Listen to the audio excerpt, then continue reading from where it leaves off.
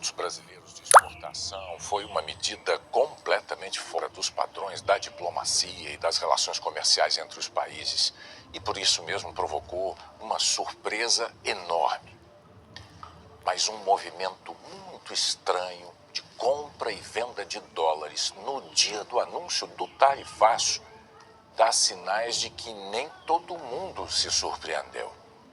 E teve quem ganhasse muito dinheiro com ele. Guarde esse horário. 4h17 da tarde, dia 9 de julho.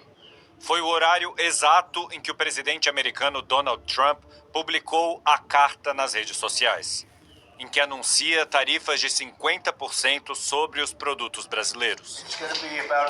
Mesmo os assessores próximos foram pegos de surpresa, mas não todo mundo. Esse aqui é um gráfico que mostra a cotação do dólar em relação ao real no dia 9 de julho. Vamos direto para o horário do anúncio, 4h17 da tarde. Nesse momento, muita gente começa a comprar dólar e vender real. A moeda americana valoriza muito, passa dos 5,58. Só que era esperado que muita gente fosse vender a nossa moeda para se proteger da desvalorização dela. O que não era esperado era o seguinte, vamos voltar um pouquinho no tempo. Você está vendo que durante o dia inteiro a cotação oscila dentro da normalidade?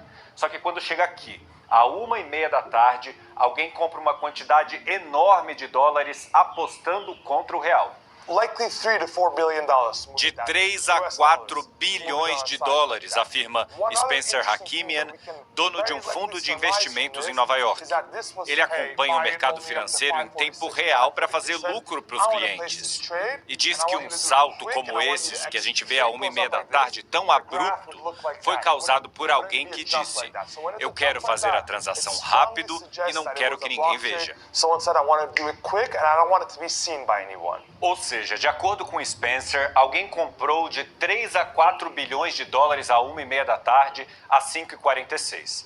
E aí, 2 minutos depois do anúncio, vendeu a 5,60, quase a mesma quantidade. A gente consegue ver isso aqui no gráfico, porque olha só, essa quantidade aqui é muito parecida com a comprada a 1h30 da tarde.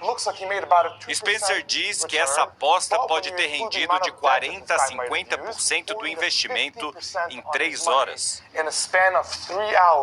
A pergunta é: como uma pessoa poderia ter tanta certeza de que viria naquela tarde uma política econômica que desvalorizaria o real para fazer uma aposta tão grande?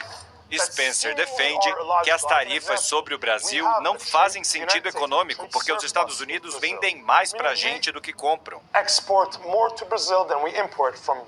Ele explica: não é o padrão normal das transações com o real naquele dia. Então pode ter sido qualquer um que sabia desde o começo. E vamos ter que esperar para ver quem realmente foi. O caso do Brasil não é isolado. O mesmo aconteceu quando Trump anunciou tarifas contra a África do Sul. A aposta foi grande na desvalorização da moeda sul-africana minutos antes do anúncio. A mesma coisa pouco antes de Trump anunciar tarifas contra a União Europeia. A mesma coisa antes de ele anunciar tarifas contra o México e o Canadá. No dia 9 de abril, às 9h37 da manhã, Donald Trump postou nas redes sociais: é uma hora excelente para comprar. À 1h18 da tarde, ele anunciou uma pausa de 90 dias sobre todas as tarifas. E a bolsa subiu. Quem comprou lá na hora do post ganhou dinheiro. Trump recebeu bilionários donos de fundos de investimentos na Casa Branca e comentou que por causa desse movimento de mercado, eles ganharam juntos mais de 3 bilhões de dólares. Esse caso acendeu o alerta da oposição no Congresso. Parlamentares democratas afirmaram que pessoas próximas a Trump podiam estar usando informações privilegiadas para benefício próprio no mercado financeiro. Pediram uma investigação, mas com a oposição sendo minoria na Câmara e no Congresso, nenhum inquérito foi para frente. A imprensa americana relatou a preocupação dos deputados e senadores com essas possíveis operações ilegais. O jornal The New York Times levantou a questão: teria Trump manipulado o mercado financeiro? A Casa Branca negou que tenha havido algum tipo de favorecimento. Mas Trump está consciente de que as ações dele têm impacto imediato no mercado. Não dá para saber quem foi a pessoa ou as pessoas que apostaram bilhões na desvalorização do real antes do anúncio oficial, nem nos casos semelhantes das tarifas a outros países, porque só os órgãos reguladores e os grandes bancos têm acesso a essa informação. Por isso é difícil provar a origem dessas movimentações. Só que fazer transações financeiras com informação privilegiada é crime. Você já tem o aplicativo da Temu? Se ainda não, está na hora de fazer o download. Se você clicar nesse vídeo e baixar o aplicativo...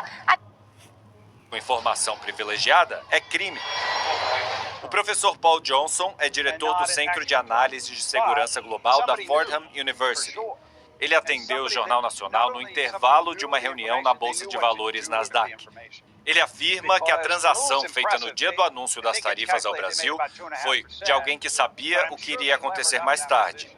E mais, sabia o que fazer com a informação, como fazer a transação e a hora certa de desfazê-la. Ele afirma que a chance de haver uma investigação sobre o caso é mínima, porque se a transação foi feita por alguém ligado ao governo ou ao Congresso, ninguém investiga.